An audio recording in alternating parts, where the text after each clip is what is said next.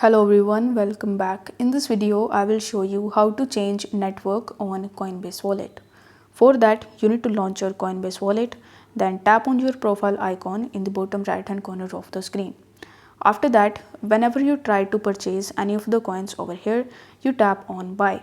So here by default the base network will be selected, but if you want to change network over here, then tap on the networks and here you can change from base to Ethereum, Binance, Optimism, Avalanche, Polygon, Solana, etc. So you can change the network as per your convenience. Now in the second method, you just have to come back to this page again, and now you need to tap on the circle or this settings icon in the top right hand corner. Now select the networks option, and here we have various types of networks. So you just have to tap on it, whichever network you want to use, and you can easily change it to that network.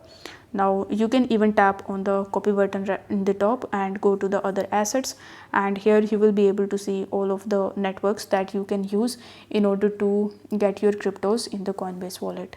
So I hope this video was helpful, and if it was, then don't forget to like the video and subscribe to the channel.